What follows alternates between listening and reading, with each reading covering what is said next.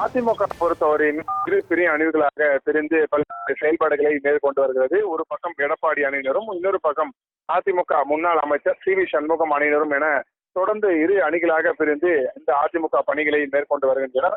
அந்த அடிப்படையில் அதிமுக சார்பாக சட்டமன்ற குழு தலைவராகவும் கொறடாவாகவும் யாரை நியமனம் செய்வது என்ற குறித்து பெரும் எதிர்பார்ப்பு எழுந்திருக்கக்கூடிய நிலையில், ஆனால் சி சண்முகம் தரப்பில் நாங்கள் தெரிவித்த சட்டமன்ற குழு தலைவரும் நாங்கள் தெரிவித்த கொறடாவும் தான் உறுப்பினர்களாக அமைக்க வேண்டும் என அவர்கள் தரப்பில் தெரிவிக்கப்படுகிறது. இன்னொரு பக்கம் எடப்பாடி அதிகாரப்பூர்வமாக பொதுச் செயலாளர் தெரிவித்த சட்டமன்ற குழு தலைவரும் கொறடாவும் தான் அதிகாரப்பூர்வமாக அறிவிக்க வேண்டும் என தொடர்ந்து பல்வேறு இழுபறிகளும் ஏற்பட்டு வருகிறது.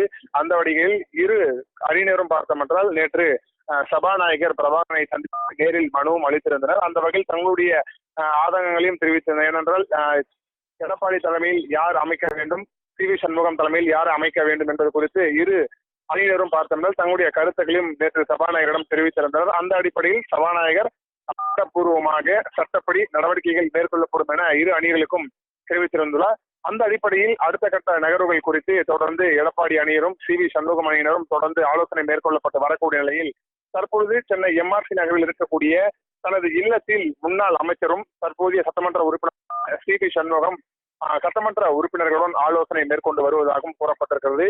ஏனென்றால் எடப்பாடியிடம் 22 சட்டமன்ற உறுப்பினர்களும் சி.வி. சண்முகத்திடம் 25 சட்டமன்ற உறுப்பினர்களும் இடம்பெற்றிருக்கிறார்கள். அவர்களுடைய தலைமையில் தான் தொடர்ந்து இந்த ஆலோசனை கூட்டமானது நடைபெற்று வருகிறது. தற்போது சி.வி. சண்முகம் பொறுத்தவரையுமே இந்த கொறடா மற்றும் சட்டமன்ற குழு தலைவர் யாரை நியமனம் செய்யலாம் என்பது குறித்தும் அதற்கான நடவடிக்கைகள், அதாவது அதிகாரப்பூர்வமாக தெரிவிக்கப்படும் பட்சத்தில் அதனை எப்படியெல்லாம் நாங்கள் எதிர்கொள்ளலாம் என்பது குறித்து தொடர்ந்து ஆலோசனை மேற்கொள்ளப்பட்டு வருகிறது.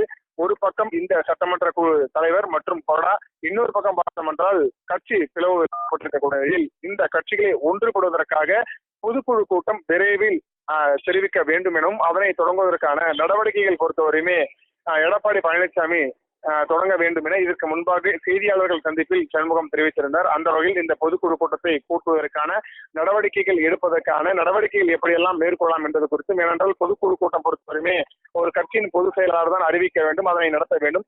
அந்த அடிப்படையில் அவர் மீதே குற்றச்சாட்டு இருக்கக்கூடிய நிலையில் அவர் எப்படி அந்த பொதுக்குழு கூட்டத்தை அறிவிப்பாரும் தெரிவிப்பாரும் ஒரு கேள்விக்குறி எழுந்திருக்கிறது. அந்த அடிப்படையில் பொதுக்குழு கூட்டினால் மட்டுமே இந்த பிளவுக்கு ஒரு முடிவு கிடைக்கும். இல்லை என்றால் நாளைக்கு நாள் அது அந்த பிளவு பொறுத்தவரையுமே அதிகரித்தான் செல்லுமே தவிர குறையாது என்று சி.வி. சண்முகம் தரப்பிலும் தெரிவிக்கப்பட்டிருக்கிறது. அந்த அடிப்படையில் அடுத்த கட்ட நகர்வுகள் குறித்து தற்பொழுது ஆலோசனை கூட்டமானது தீவிரமான முறையில் மேற்கொள்ளப்பட்டு வருகிறது. குறிப்பாக இன்னும் ஒரு சில நாட்களில் இந்த சட்டமன்ற குழு தலைவரும் கொறடாவும் யார் என்று அதிகாரப்பூர்வமாக சபாநாயகர் தெரிவித்திடுவார்.